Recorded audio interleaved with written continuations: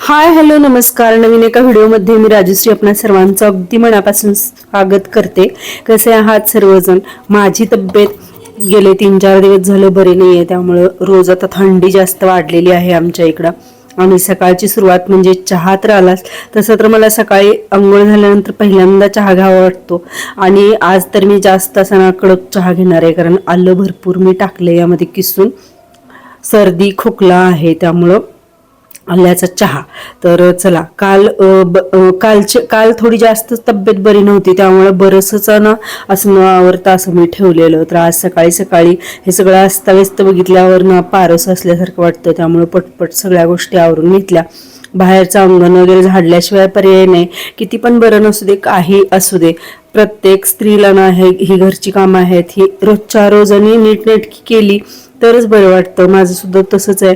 आणि कुठं आपण ज्या गोष्टी रोज आवरतो ना त्या नाही झाल्या तर करमतच नाही, आणि सारखं लक्ष जातं ते आवरलं नाही आवरलं नाही आवरलं नाही. मग ते तसं करण्यापेक्षा ना ती गोष्ट आवरून घेतलेली कधी पण चांगली. बरीचशी कामं आवरली. आता दुसऱ्या चहाचं टायमिंग आहे. मी दुसरा चहा केलाय आणि आता मला करायची वांग्याची भाजी. ती पण अशी छोट्या छोट्या फोडी करून करायची. एकच वांग्याची भाजी करणार आहे मी. बरं वाटत नाही आहे. त्यानंतर मला भाकरी करायची 4. थंडी वाजायला लागल्या. स्वेटर काढल्यावर अंगावर काटा आलाय माझ्या. चहा केलाय मी दुसरा. चहा पिल्याशिवाय बरंच वाटणार नाही असं ह्यासाठी. आता हे एक वांग आहे माझ्याकडं, चिरून घेते आणि मस्त अशी भाजी करते. किती पण बरं नसू दे, काय नसू दे, काम केल्याशिवाय गत्यंतर नाही.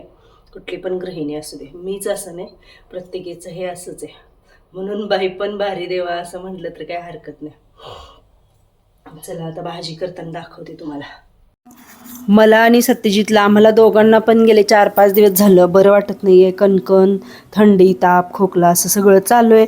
आणि त्यामध्ये आपलं रोजचं रुटीन थोडंसं काम मागं पुढं मी असं ह्या 2-3 दिवसामध्ये केलंय. पडलं तर पडू दे, म्हणजे फक्त जेवणा खाण्याचं आवरलं तर बाकीच्या गोष्टीकडे जास्त नाही लक्ष दिलं.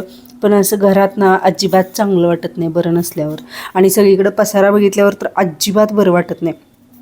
आता म्हणलं सकाळी हे स्वयंपाकाचं किंवा बाहेरचं वगैरे हे सगळं आवरता इतर पण सगळ्या गोष्टी मी थोड्या थोड्या ना अशा आलटून पालटून आवरत होते. आणि ही म्हटलं छान अशी ना सिंपल साधी सोपी अशी ही वांग्याची भाजी तुमच्याबरोबर शेअर करत आहे.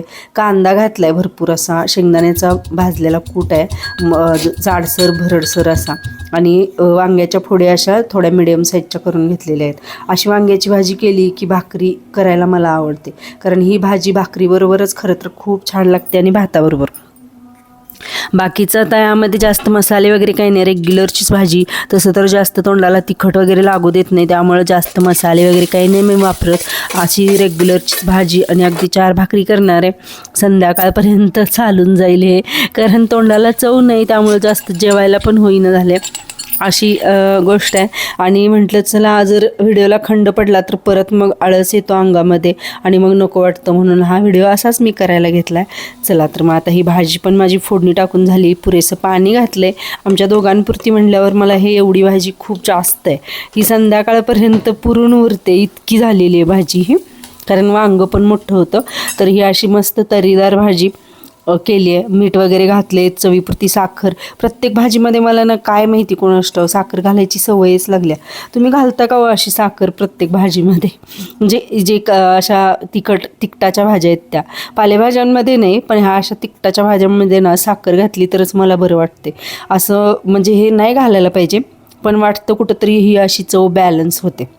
तुम्हाला वाटतं का असं? नक्की सांगा कमेंट करून. व्हिडिओ आवडला असेल तर नक्की लाईक करायला विसरू नका. हाईप हे ऑप्शन आहे, ते सुद्धा तुम्ही क्लिक करा. आणि बघा, ही वांग्याची मस्त अशी भाजी रेडी झालेली आहे. चला तर मग अजून मला भाकरी करायच्या आहेत. मी इथं 4 भाकरीसुद्धा करून घेतलेल्या आहेत छान अशा, आणि मस्त वांग्याची भाजी. नक्की सांगा कमेंट करून आजचा व्हिडिओ कसा वाटला. धन्यवाद.